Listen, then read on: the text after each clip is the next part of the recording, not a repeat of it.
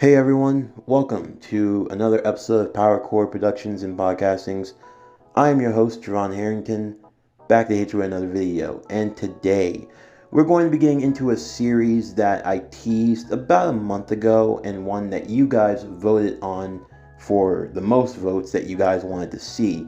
And this series is none other than Darling in the Franxx Lionhearted. This is a combination of the Darling in the Franxx series and Voltron Legendary Defender. Now, what made me want to come up with this idea? Well, I know that a lot of people, are iffy about Darling in the Franxx, but I actually liked it for what it was as an anime. And when I really stopped and thought about it, it really did remind me of Voltron for some strange reason. Now, I was going to do Darling in the Franxx with Power Rangers at first, and to be honest, I probably still could if I really wanted to, but when I was thinking about what Power Ranger teams I could put with Darling in the Franxx, you would have to find a team that would be for girls and boys, and there really just wasn't enough to go around. So ultimately, I just decided to do something completely new and authentic. Now, before we get into today's story, I do need to make this very, very clear.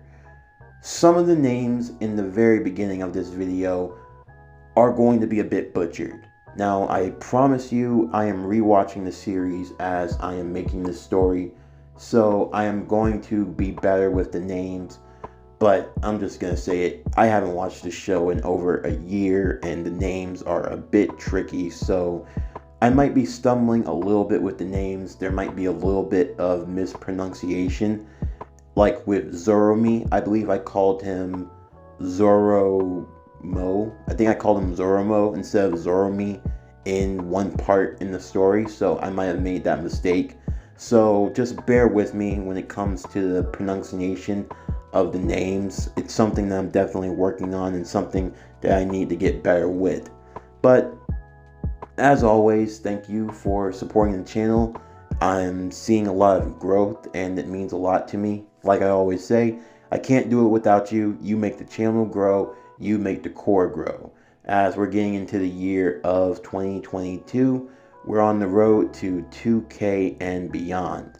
But anyway, without further ado, let's not waste any more time as we have a massive story to get into for the start. So as always, sit back, relax, and enjoy the show.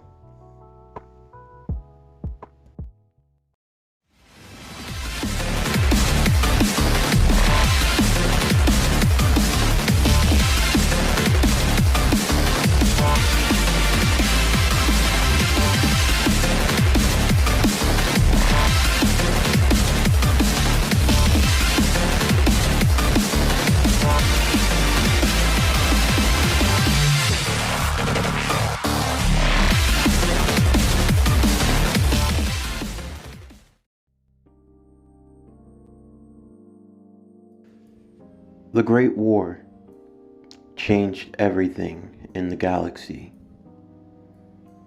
It was a war between all who stood for good and all who stood for evil. The Drool King Lotor and his armada, the United Galactic Front, staged what would be the final battle. Leading the charge was none other than Voltron, Defender of the universe. Little is known about the final battle, for not many live to tell the tale. For the people of Earth, many remembered losing their loved ones, those who were sent to fight in the final battle, many of whom never came back home. From that point on, the Earth found itself in quite a jam, with many of its population having been killed off to fight in the war, and with now the galaxy left virtually in ruins. Many planets that were once a part of the Galactic Alliance broke away, agreeing to a peace where no attacks would take place. In doing so, every planet was left to their own devices, and Earth was no different. There were many who were disheartened by this, but there were others who felt this was for the best. They had come together to fight the good fight, and it seemed to be over. At least that's what they believed. But Earth had its own problems. There was need of a new resource, and it was found. The resource was under the surface. Magma. Its properties never before used. The idea of using it was revolutionary. It also contained other properties. The potential of what it could do. Everlasting life. But it was everlasting life at a steep cost. The cost for everlasting life was losing the ability to ever reproduce again. For life to live on, new life would have to be created artificially. But the use of this newfound power produced another problem. They were creatures known as the Klaxosaurus, those that were hidden under the surface of the earth. With no way of calling for outside help, the earth had no choice but to defend itself. And in doing so, it created a new fighting force. One that they believed could even surpass that of the great Voltron. This fighting force, they are known only as the Franxx. Our story starts sometime after, when the stories of Voltron became little more than folklore, and eventually were completely forgotten of. We would find ourselves on the Earth, in a place known only as the Plantation. The plantations were large mobile cities, able to move to new deposits of energy. The plantations housed the surviving beings of humanity, the ones who had chosen immortality. They were protected by their guardians in the Franxx, led by the one known as Papa. These pilots were young children, bred and raised in a place known only as the orphanage. They were given code names at birth, and they were trained to do one thing, to pilot the Franxx. The Franxx required the cooperation between a boy and a girl. At least, that's how it had worked for the longest of times, and for the most part, that system remained the same. Although, the founder behind the Franxx, Dr. Franxx himself, had been looking to evolve his creation. Even though he approved of the co-ed system, he still had to think ahead. There were always worst-case scenarios. One being, what if the pilot were to unfortunately die in the midst of combat? This had happened many of times, and often than not, it resulted in the loss of not only the male pilot, but also the female pilot as well, that served as the instrumentation for which the Franxx operated. In doing so, a new system was created for the Franxx. The machine itself would take the wavelengths, the brain pattern and the function of the male pilot, and would make a duplicate copy, a backup system. In the worst case scenario, if the male pilot wasn't cohesive, if he wasn't aware of his faculties, or if he should even fall in battle, the female pilot could still operate the Franxx. Of course, this was meant to be a last-ditch effort. This was meant to serve as the worst-case scenario, but this could be the way of the future. But while the system was being implemented into the newly made Franxx, in the meantime, the old way still remained the same. Before our story, we start at Plantation 13, with a young man by the name of Hiro. code number 016. He sat alone in what was known only as the birdcage, the home of the young pilots that lived separately from the adults. He sat alone in his own sorrow because he had failed. What was once raised to be a prodigy, to be one of the standouts among all of his other parasite compatriots. He had fallen so far from grace. No longer was he the capable pilot that he used to be, but now he had become something else, a shell of what he once was. In the meantime, Dr. Franxx was arriving for the upcoming ceremony, as the children who had been able to make it from the orphanage, the ones who had proved that they could handle being pilots and had gone through all of their tests, were going to graduate to becoming full-time pilots themselves. Of course, Hiro could still graduate and attend, but he wasn't going to have a partner anymore. His former partner, Naomi, well, she was going back to the orphanage. And, well, those who went back, not much was ever heard from them again. For Hiro, he would sit and look up at the dome that surrounded him, looking up at the sky. He would simply think of a bird, one that he had read about called the Jian. It was said that the bird was known for its trait of sharing wings, as it only possessed one at birth. Unless a male and a female pair could lean on one another and act as the other wing for the other, then flight was impossible. For Hiro, this had been his entire life, everything that he had gone through. Everything that he had trained for, everything that he had lived for was to become a pilot. And now it seemed as though without that need, without that purpose, his life was, well, meaningless. He would get a message from one of his friends, another member, a part of Squad 13, a young girl. Her code number was 015. But she had been given a nickname by Hiro, something that he was fond of doing. Even though the children were not given names at birth, he just felt to give himself one, and he gave it to those whom he considered a friend. Among them, the members of Squad 13, was Code 015, aka Ichigo. There was Goro, code 056.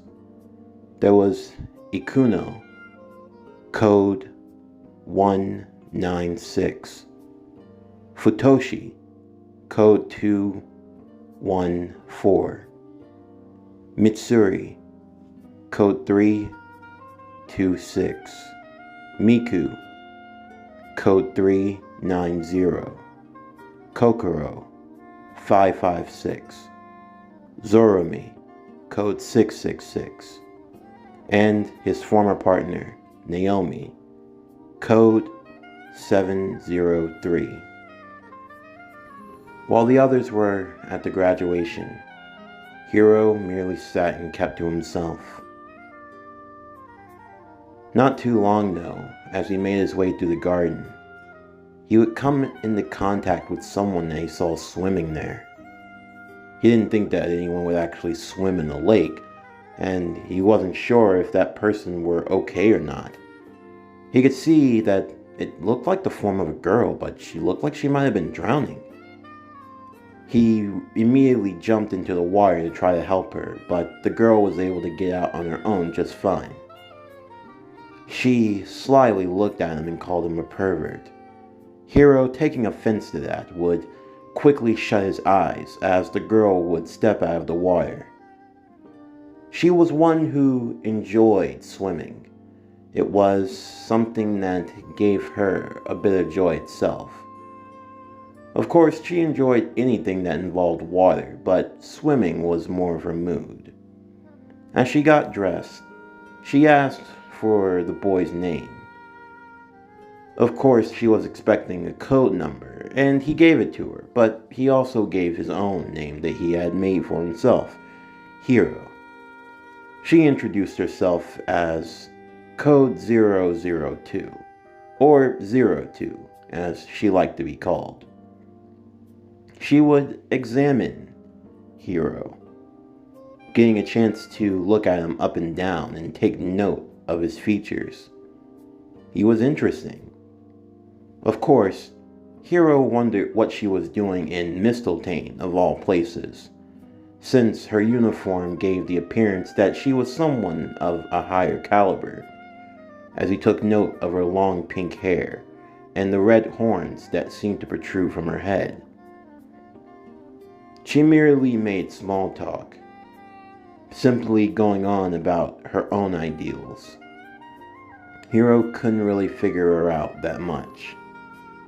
Eventually, though, an armed squad would arrive to take her back to where she needed to be immediately. While she didn't put up a fight, she would look back at Hiro, telling him that the talk was fun, wishing him farewell as she left him behind. As the guards were leaving though, they would turn back to Hiro and tell him quite plainly not to get involved with a girl like her.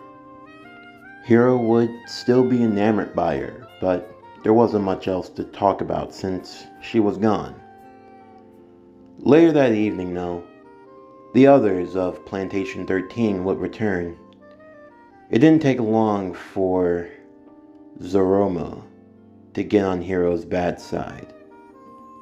Zoromi, despite being the shortest of them all, could often be rather a prick, and making fun of Hiro was something that he enjoyed doing above all else. While Ichigo would tell Hiro to ignore him, it still bothered him nonetheless. It would boil over one point though, when Zoromi would kick one of his tethered balls back at Hiro's head.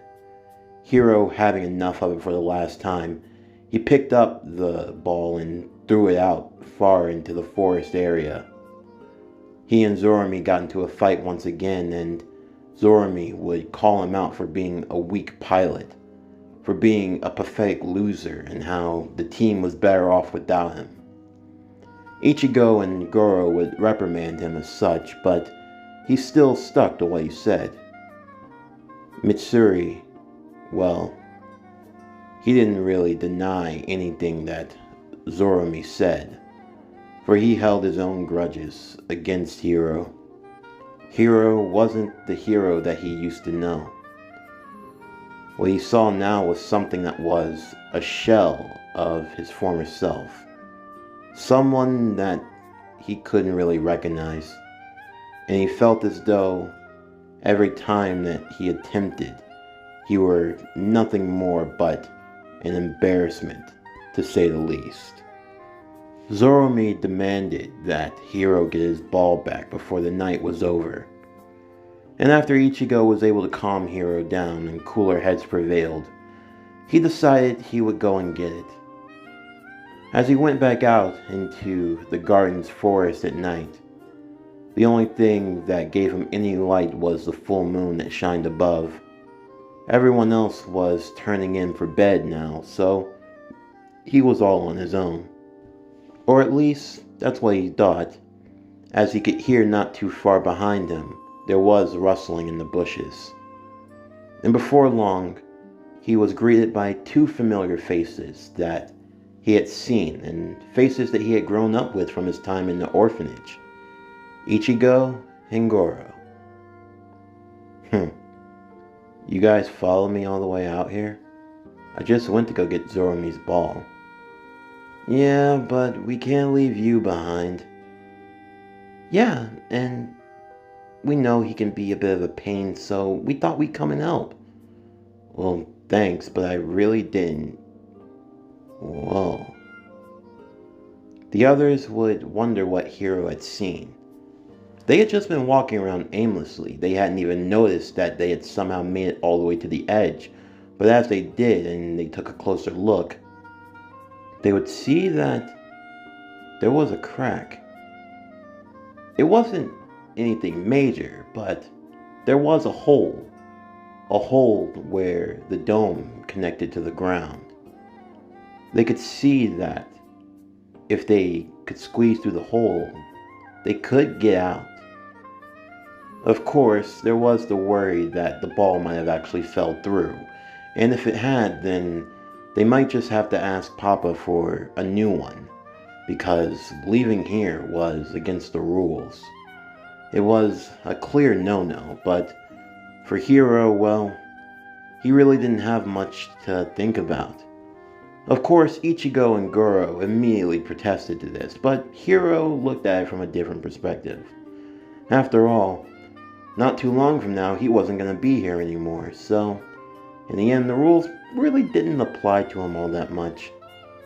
Of course, they had their own misgivings, but they had an eerie curiosity. The plantation was stationed not too far from a mountainside, a cave if you will. As they slowly made their way out, they would check to see the time.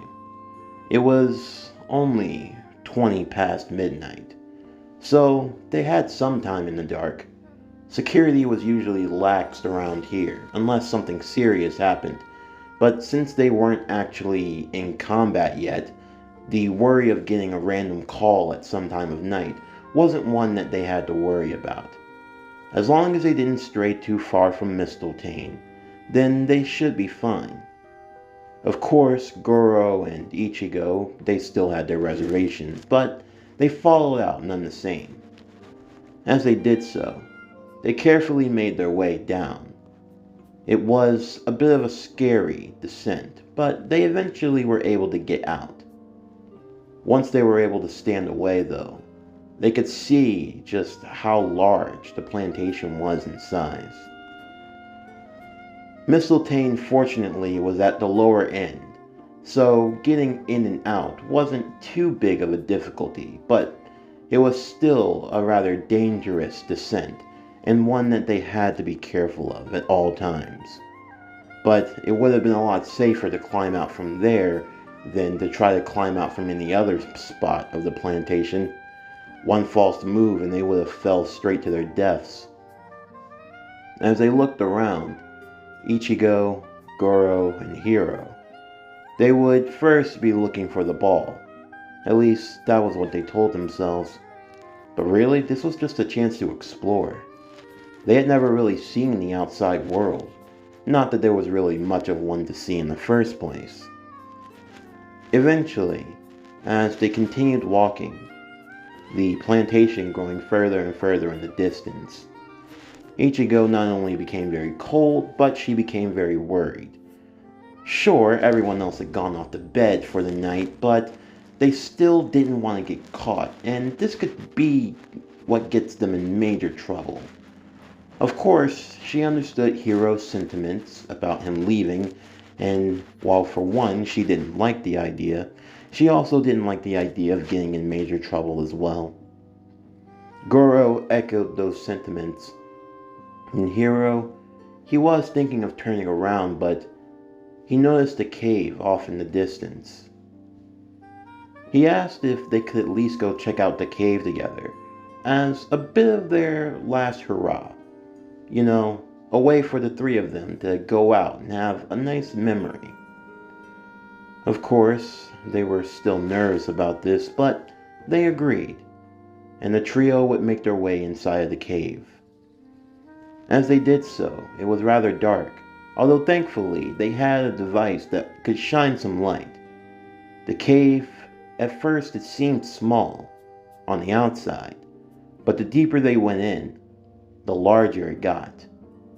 There was strange writing on the wall, and they couldn't fully understand what it was. It looked familiar, but ancient at the same time.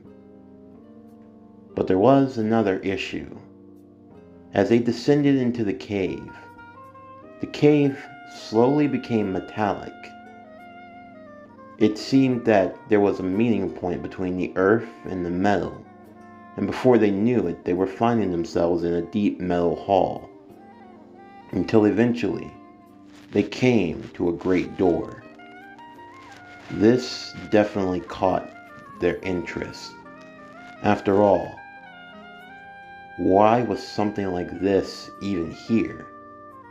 It didn't seem like it belonged to anything involving with the plantations, although it doesn't look like anything that a Klaxosaur could have made. Goro suggested that maybe it was an old mining shaft. After all, they did have those here since they drew magma from the Earth's core, and in all likelihood, this could have been one of the abandoned facilities. But if it was, then shouldn't they be able to recognize anything?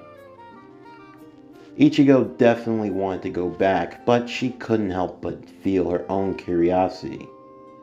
As they looked around, Hiro would push on the door.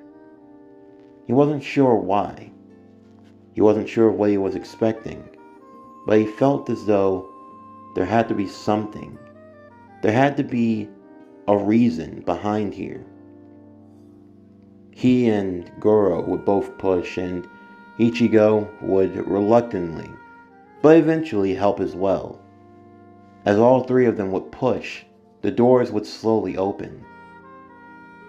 They would make their descent once again, with the trail now being even deeper than before, until eventually they were in an open space. They weren't sure of where they were or how they had gotten there. Everything seemed dark, and they shined their light as they looked at the cold metal ground and what appeared to be other large metal doors all around them. There was 5 in particular, and there were circle patterns on the ground. As the three walked through the room, from out of nowhere, one of the circles on the ground would illuminate. The first circle was a pure white. The next one was red, followed by yellow, blue, and green. 5 in total, each light shining in front of the large metal doors. Lights would slowly start to illuminate the cave. As the three looked around, they became very nervous about where they were. Ichigo wanted to leave immediately, but before they could, the cave, it illuminated fully. They saw just how big it was. They could see the doors more clearly now. If they wanted to leave, they didn't think that they could now. But what happened next would be the defining moment in all of their lives. The doors would slowly lift, and what they saw behind those doors was something truly phenomenal. Behind each door, as a light would shine from within, they would see something that they couldn't even explain. What was once thought to be rumor, mere story, even bedtime fantasy was now a reality. They couldn't believe what they had just stumbled across. For what they saw, aligned in a circle around them, behind each large door, was what appeared to be a lion, a robotic lion that stood way taller than them. If they didn't know any better, it was almost the size of a Franxx. Guys, Hiro would say. No way. This can't be real. Ichigo? Ichigo would be absolutely floored. She couldn't even form words out of her mouth. What exactly was she supposed to say? I mean, they all thought that this was just stories, but it was real. They existed. And by some random chance, they found it.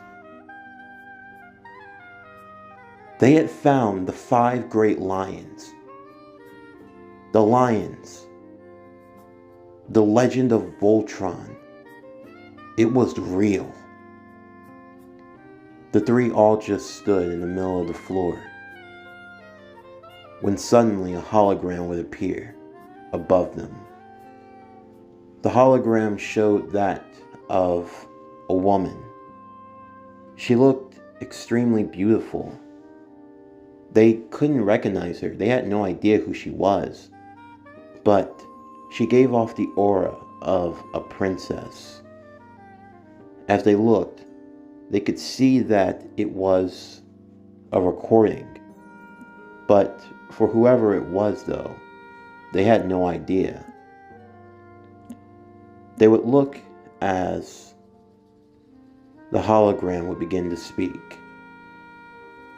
The woman introduced herself as Princess Allura. She would explain where they were and what they had found. Princess Allura, from what they had gathered from the information of the recording, was the princess of a planet far from Earth. She was the princess of a planet known only as Oshiran, or Altine, depending on the country's pronunciation. She would explain that this was the Hall of the Lions. This served as the tomb for where the heroes had given their all in their last great stand. She would go into detail about the Great War with Lotor and the Jewel Army, explaining that the original pilots, the ones who had commanded Voltron, had given their lives in order to save the galaxy, although it came at a heavy price. In order to keep the lions safe, once the fight had come to an end, the lions were stored away on Earth, believing that this was the safest place to keep them, until such a time would come when their power would be needed once again. For Hiro, this couldn't be real, but yet it was. This was the Hall of the Lions. As the 3 would walk, looking at each one and observing it, for Hiro, there was one lion in particular that he felt the most connected to. And this lion was the red one. As for Goro, he took a chance to admire their creation. And as he did so, he found himself in front of the black one, along with Ichigo. He didn't know why, but it felt as though there was a connection to them. In front of each lion, there stood a small podium with an insignia, something that functioned a lot like a key. They would go through as quickly as they could and collected all 5 keys. Goro kept the black one and Hiro kept the red one, although Hiro would make sure to hide the others in the meantime. Ichigo decided that they needed to leave as quickly as possible, and they all agreed. They soon made their way out of the cave just as quickly as they had gotten there, making sure to close the door behind them. They booked it as fast as they could back to Mistletoe. It took them a while, and they had just barely managed to arrive as the sun was coming up. They were extremely tired and hungry, and there wasn't really much use in getting any sleep, since they would need to be up soon. They were not sure of what to do in this moment. They weren't sure of what to say. I mean, they should tell the adults that was the best thing to do, but Then they turned and looked back at Hiro. This was when Ichigo had thought of something. If Hiro needed a purpose, why not pilot the lion instead? If the power of Voltron was how they said it was, then the adults would surely be happy with him if he did so. I mean, he could help fight the Klaxosaurs with his lion. Of course, he had always wanted to be a pilot of the Franxx instead, but was there any reason to not accept what he had been given now? Of course, there really wasn't any way to decide, but they had to think of something fast, as pretty soon everyone would be awakening. They first made sure to cover up the hole, so that no one could find it. Once they covered their tracks, they quickly made their way back inside of the home, going to their rooms. Ichigo decided that she would talk to them later, but before leaving, she made Hiro promise that he wouldn't leave. And Hiro, he agreed not to. There was still so much that he needed to know. Hiro and Goro walked to a private room where they could talk alone for a bit. The two boys would discuss what they had found. What exactly was their next move going to be? Of course, Hiro had to make the decision today whether or not he was going to leave or stay.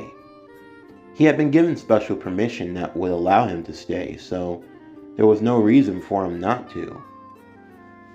And if he stayed, then they could find a use for these lions somehow. All this was exhilarating for Hiro. He felt as though he had now found his chance. This was what he had been waiting for. While they were definitely nervous, there was a sense of excitement in the air. The idea that Hiro could stay, that they found a new power, a legendary power. This was all so much to take in at once. But they would try to keep it together in the meantime. Eventually, the group would rejoin with the others who would awaken, and they would all enjoy their breakfast. Of course, among all of them, Hiro, Ichigo, and Goro, they were definitely the most tired. Zoromi would make the offhand comment that they must not have gotten any sleep at all. And looking at their faces, he could definitely tell. But as he looked at Hiro, he saw a new vigor in him, one that he hadn't seen before. Mitsuru also felt the same, and they questioned why Hiro seemed so happy for someone that couldn't pilot. Hiro, well, he didn't say much. He just kept to himself. In the meantime, while their caretaker, an older woman named Nana, would take and prepare them for the graduation, Hiro had to meet with their other handler, an adult male named Hachi. He would ask if he had reconsidered, and Hiro would quickly respond that he had. He was going to stay after all. This shocked him. He didn't think that Hiro was really going to do it. But he had the offer and he planned on staying. But before he did, Hiro did have a question now. He asked Hachi if he knew anything about Voltron by chance. Hachi simply looked at him and thought that he were just a child asking a question of a fairy tale. He would explain that there were stories about Voltron and such, but no one could ever confirm or deny its existence. Of course, those from the before time had told stories of it, but they had only been stories, and in the time since, he had never seen Voltron, and what few evidence that remained of it was lost over the years. So, whether or not he could confirm or deny its existence, well, he couldn't really do so. But then Hiro would ask another question. A hypothetical. If by chance they ever found Voltron, what would they do with it? As if out of nowhere, a jovial old voice would come into the room. Well now, my boy, if we ever found Voltron, well, I'd be extremely amazed. Dr. Franxx, I didn't think that you'd pay us a visit so soon, Hachi would remark. Well, I was in the area. I came here with 002. But this Voltron you speak of, young man, tell me, do you believe that it's real? Well, I mean, you can't rule it out. I just wonder what we would do if we actually found it. Well, the things that we could do would be absolutely astounding. I mean, we have been dabbling in recent developments, as I'm sure you're aware. As you know, the Franxx are piloted by you young men and women. You boys and girls, you pilot them in groups, in pairs. But we have been working on such ways so that, in case, your female partner can pilot it by themselves. Wait, really? So you mean we wouldn't have to work as a team? Oh no! You see, we are also looking into other alternatives. Maybe we could make Franxx for you young men as well. The possibilities are endless, but if Voltron truly existed, well, that could truly be a game changer for you all. Oh, I see. Well, that's all I had to ask, really. Thanks. Hiro would quickly walk out of the room. As he went, he would go to find Naomi. As she were packing her things, she would look at him, asking what he planned to do. He would tell her his response that he actually planned on staying, but he had also gotten permission to see her off, and she appreciated that. As they were making their way to the shuttle, she would ask what made him change his mind, and Hiro would remark that he just felt that there was something he needed to do here. Some unfinished business, if you will. She would nod her head in understanding, and she would tell him that it was a good thing that he wasn't giving up so easily. As they made their way, Hiro realized that he was probably going to miss the ceremony, and he had promised that he would be there. He felt bad, but he did want to see Naomi off. After all, they were partners for the longest time, and he felt like it was his fault that she had to leave.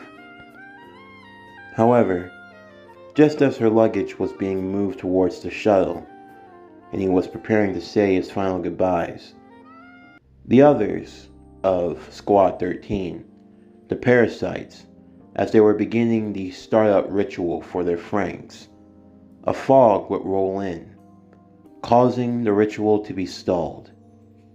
Hiro would look from the boarding area that he was at, and suddenly, the ride that Naomi was on would be attacked, as a Klaxosaurus would appear.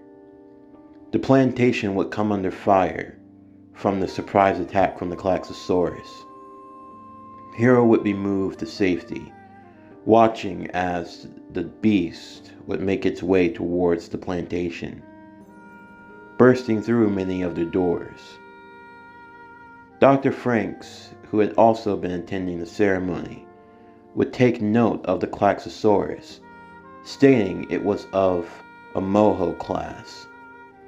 Nana, the handler for the parasites, will look to move them to safety, looking to help everyone else evacuate. However, in that moment, a Franxx would appear, one named Sterlitzia. The Franxx would arrive and begin battling with the Klaxosaurus. Nana would be absolutely dismayed to see that Strelitzia was in stampede mode again. A mode that took the form of a ravenous lion, so to speak, rather than its humanoid form. While Dr. Franxx would never admit it, he did have a fascination with Voltron, and the idea of the lion in and of itself. However, Strelitzia's stampede mode was more of a form or a byproduct of not having a partner. Unfortunately, this meant that if she were in this form, then the rumors were true. Her partner had died after only his third time riding with her. In the midst of the battle, Strelitzia would be thrown into the side of the plantation. In the ruckus and in the confusion, Hiro would be standing by near the crash. As the cockpit for Strelitzia would open, he could see the inside covered in blood. 02 would slowly step out, with her now dying partner falling next to her. Hiro would ask what she was doing, and she replied that she were killing monsters, and that she needed to head back and kill that Klaxosaurus. Hiro, however, would try to stop her, seeing that she was injured, knowing that she would die if she kept going. However, she would reject him, saying that she wasn't afraid of dying, because she was always alone, and if she died alone, then that would just be the natural order of things. However, Hiro wouldn't let her go so easily. He would tell her that he didn't want her to fight on her own, that he would fight beside her if possible. Although he was a failure, he still wanted to be a pilot of the Franxx. 02 would turn back towards him as she gave a smirk. She would ask why he would want to do so, and his only reply was that if he couldn't be a pilot, he was better off dead. 02 would still be a bit hesitant, but Hiro's perseverance and determination would rile her. It would catch her attention, and it awakened something within her. Now seeing that he was for real, she would accept his hand, and she happily pulled him in, now believing that she had found her true darling. She would share a kiss with him as they fell inside of Strelitzia, and Strelitzia would fully awaken, going into its humanoid form. It would effortlessly kill the Klaxosaurus before them. Nana would be absolutely shocked, wondering who was piloting the Franxx.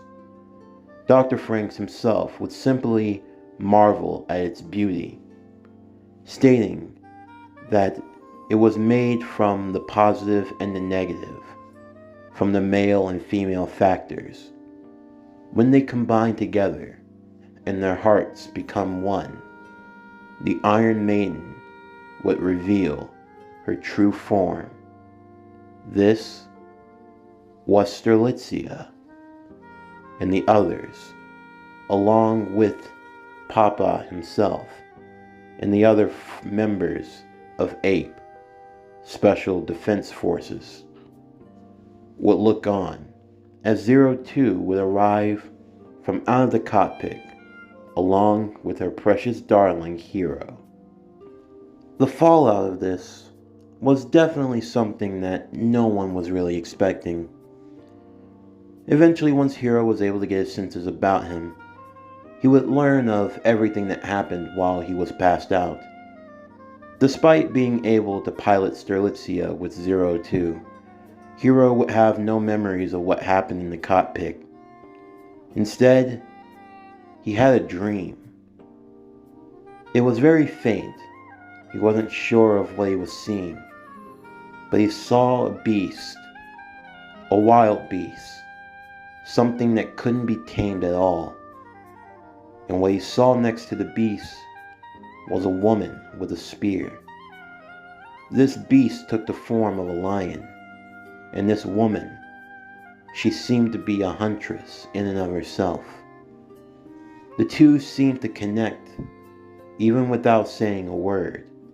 The beast, its savage nature, was calmed by the woman, and the woman was protected fiercely by the great lion. As Hiro awoken, he would learn that everything he had done, he couldn't really remember much of it, but there was some benefit to what had happened. Thanks to the new programming that had been placed inside of the Franxx, Strelitzia was able to analyze Hiro's brainwaves and download them into its own system. Effectively, if Strelitzia needed to, it could function in its Iron Maiden form without the need for Hiro, although 02 did not like that in the least. Of course, the compatibility was there, and it essentially could work, but she wanted to be closer to her darling at all costs. In the meantime, Hiro's fellow pilots would be very wary of 02 due to her reputation, Ichigo being especially concerned for Hiro's safety. In the meantime, the leadership of Ape would decide to test Hiro's abilities, and they had instructed for him to participate in a mock battle with the Franxx, although he was forbidden from partnering with 02 or using Strelitzia. Ichigo would volunteer herself to be a partner with him, believing that if anyone could draw out his potential, then she could, using her Franxx, Delphinium. Zoromi, along with Miku, would volunteer to be their opponents, and the mock battle would get underway. In the beginning, everything seemed to be going just fine for Hiro. They were able to connect briefly, and they were able to pilot the Franxx just fine, although the connection wouldn't be able to be maintained for very long, and eventually they were unable to restart Delphinium again. In doing so, the match basically ended in a draw, but it was pretty obvious that Hiro simply couldn't work under these circumstances, and it caused Hiro to lose some confidence within himself. Ichigo was frustrated as well, since she felt as though she couldn't do anything to help Hiro. Shortly after the fight, Hiro would be left alone. He would be sitting by himself, clutching on to the red key that he was holding. They would be leaving soon. If he didn't do anything fast, his chance could be slipping away from him. There was 02 also, but what if things didn't work out? He was left with so many questions, and he wasn't sure where to turn. Of course, it was around this time that she would pop up out of nowhere, startling him. "What you got there, darling?" "Oh, 02. It's, nothing." Really?" 02 effortlessly bypassed him, taking what was in his hand and admiring the key. 02, can you please give that back?" What's this? A key to something?" "Well, what is it? What are you hiding from me?" It's, well, you wouldn't believe me if I told you." "Really? Try me." Hiro would take a deep breath, and he would take her somewhere private where no one could hear them. And there, he would tell her. He would tell her what they had found in the cave not too far from here.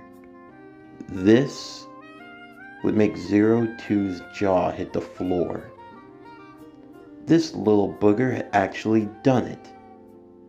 Of course, this was completely by chance and absolutely random, and this in no way should have any bearings on things, but he had found it. He found the Cave of the Lions.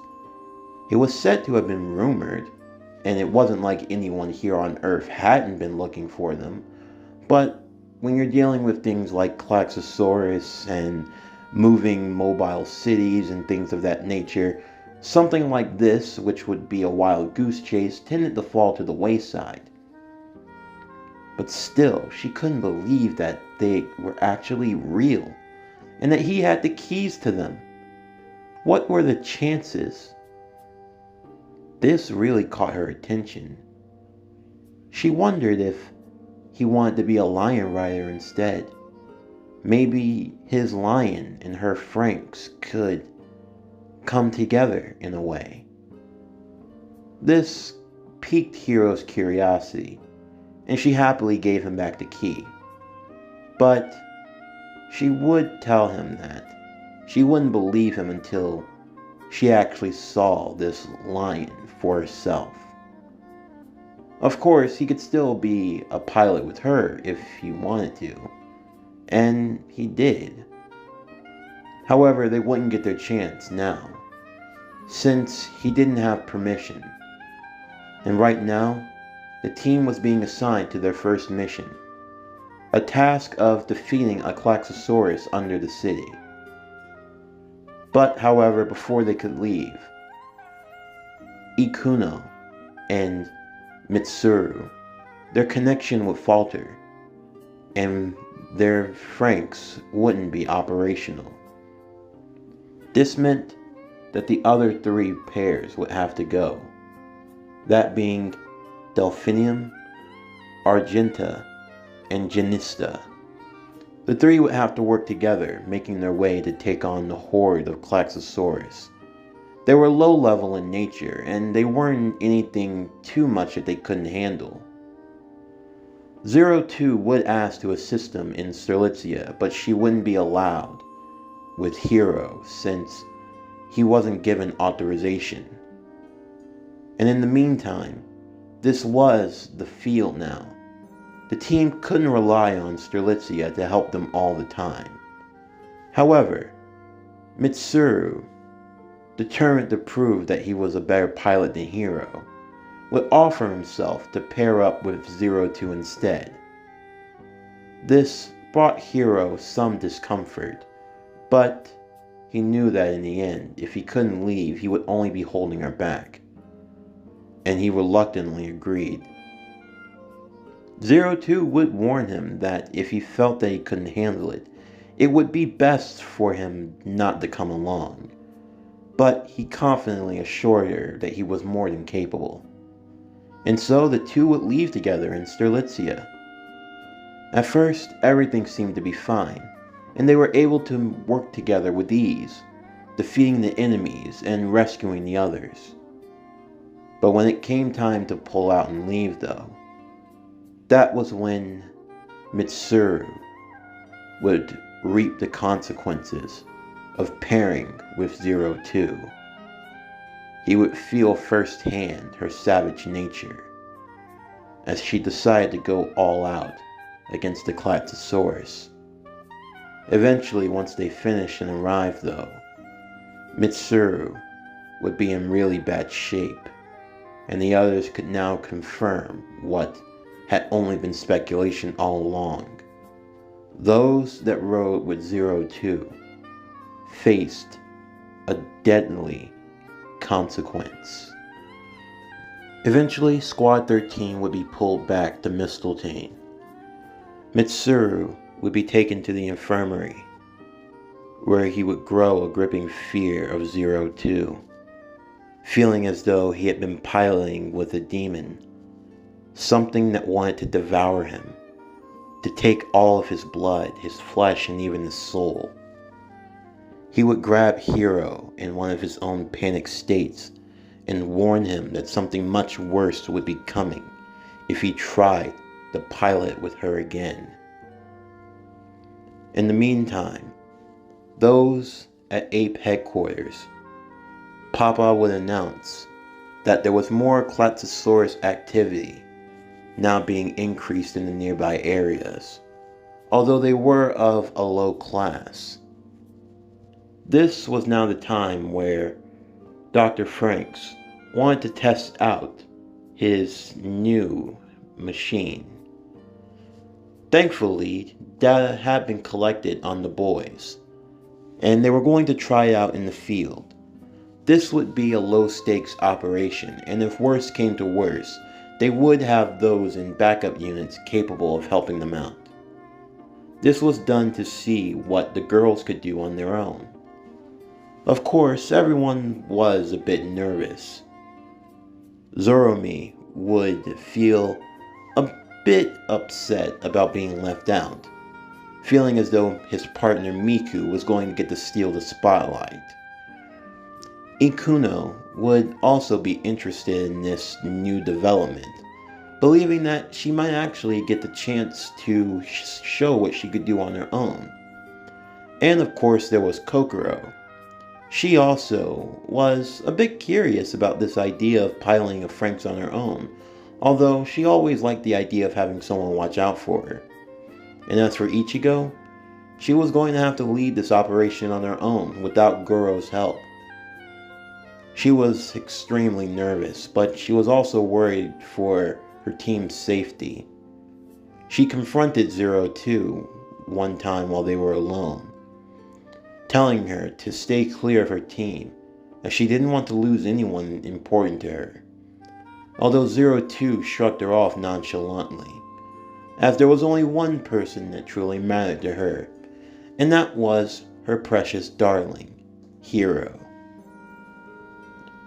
02 had been reprimanded, and she was told that she was going to be placed back on the front lines, and that Hiro wasn't going to be going with her. One evening though, as they were preparing for the upcoming kissing sequence between Plantation 26 and Plantation 13, this was going to be the setup. A sort of docking, if you would, between the two plantations in order for necessary supply and power to be interchanged between the two. And in the upcoming kissing ceremony, Squad 13 was going to need to be ready for what was to come. And Dr. Franxx was on standby in order to help out with the new testing sequence for the brainwave simulator, to see if the girls could pilot their Franxx alone. Of course, Strelitzia would have its own tests separately, as the preparations were being made for it to be removed and taken back to the front lines to fight. As the test would begin, the girls would take their positions, each one inside of the Franxx, respectively. The four would be made fully operational. There was a sensation going through each one of the girls. Even with their male counterparts not there, they could almost feel their presence through the brainwaves. It felt as though they really were there the whole time. As they went out to face the Klaxosaurus, preparations were being made for 02 to be transported away. As the boys all stood by, they were suited up even though they weren't going to be participating. Hiro held on to his key that he had gotten from the cave, along with Goro, who had brought his along as well. He wasn't sure why, but he just felt like he needed to. They watched on as the girls would go into contact with the Klaxosaurus. It appeared to be a worm type, moving underground. When it appeared, they thought that they were able to deal with it rather effectively, until it seemed as though even more were popping up out of the ground all at once, pinning them down in a situation where it was hard for them to escape. The alarms would begin to sound off at once, and this seemed like a complete disaster. The doctor looked on worried. The system was working just fine, but they just seemed to be overwhelmed. They needed some help out there, but The other plantation was still too far away. They couldn't get any other Franxx out there. And they didn't really trust 02 with Sterlitzia.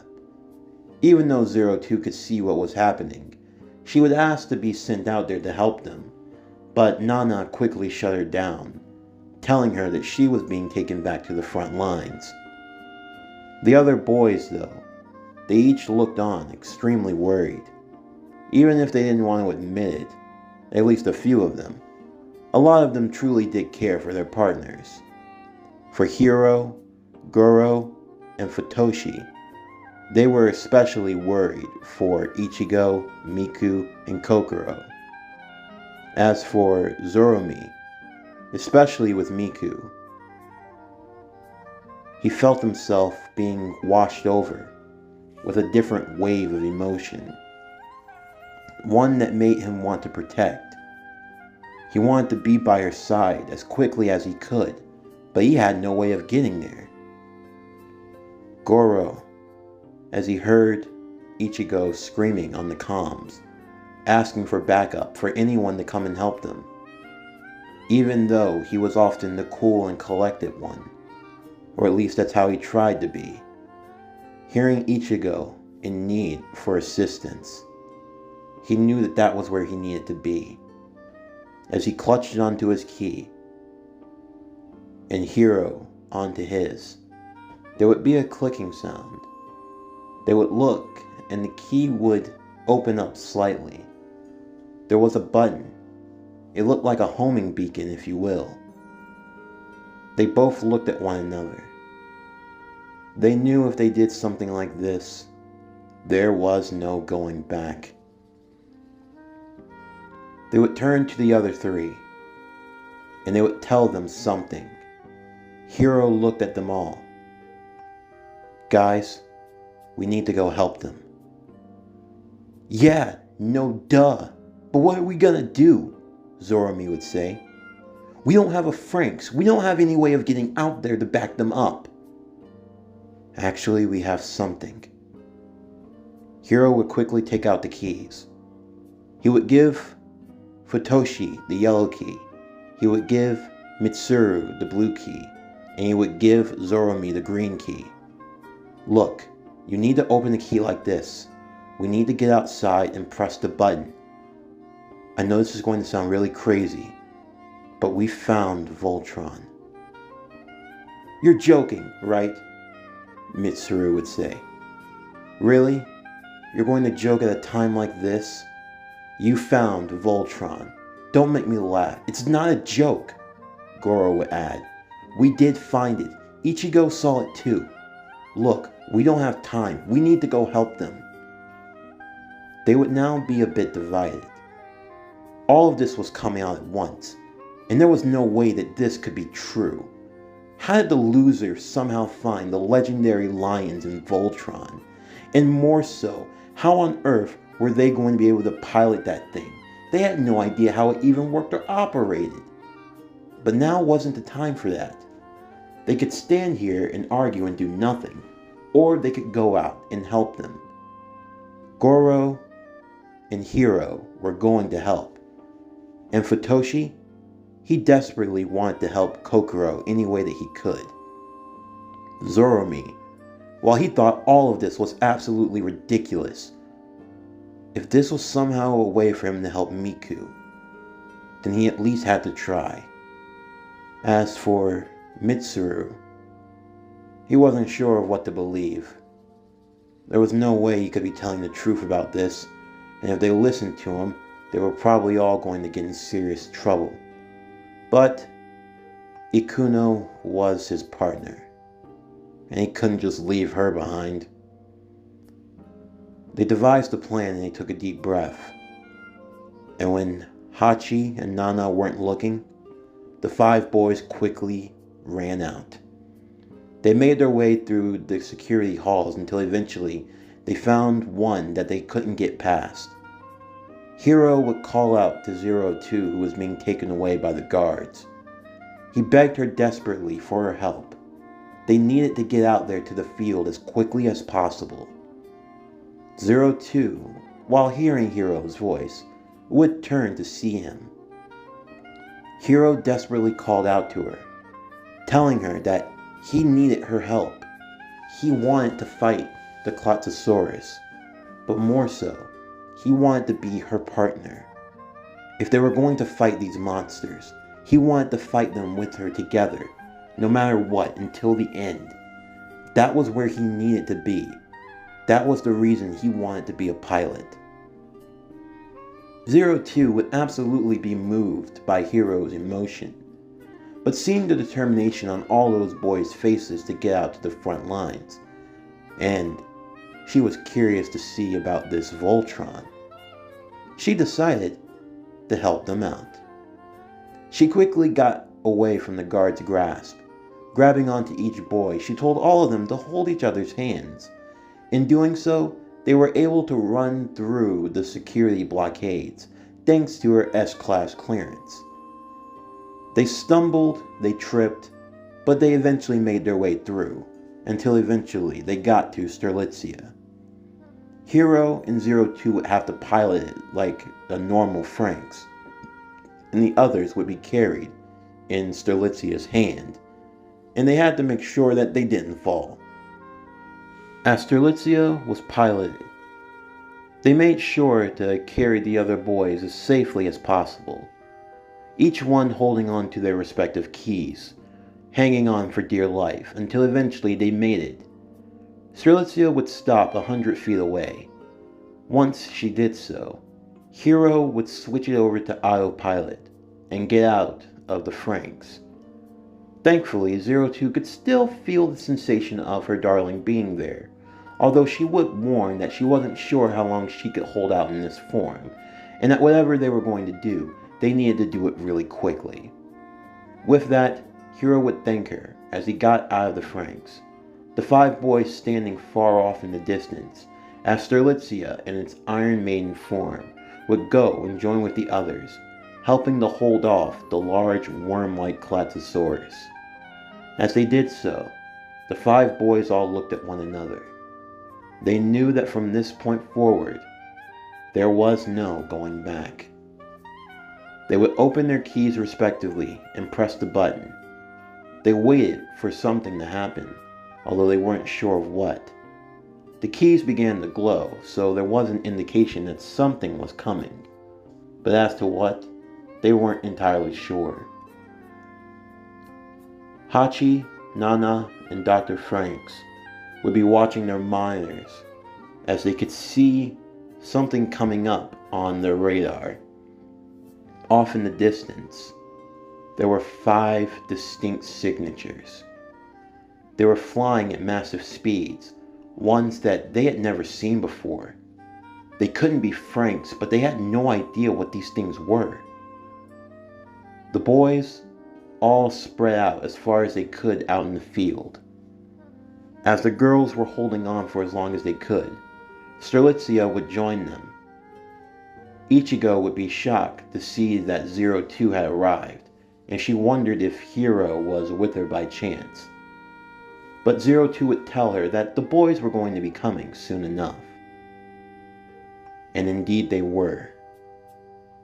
For everyone would look up into the sky as they saw 5 distinct lights streaking towards them. The light of black, of red, of blue, of green, and of yellow. They descended upon the boys' location. The boys would be a bit scared for a moment seeing the large robotic beings heading towards them. And for a moment they feared the absolute worst. The lions would descend, each one in perfect order. The black lion standing tall and proud in the center. The red lion to its right. The green lion to its left. The blue lion to his furthest right. And the yellow lion to his furthest left. The lions stood tall and proud, as if they were a beast that had not been awoken in a long time. Each one bowed its head towards the boy that held its respective key, and opened its mouth. This was not only being observed by those at headquarters, but Papa himself, as well as those at Ape, they were seeing this as well. And they couldn't believe what was happening. Dr. Franxx looked on absolutely in awe for what he thought was nothing but a dream, a fantasy. It had now become a reality.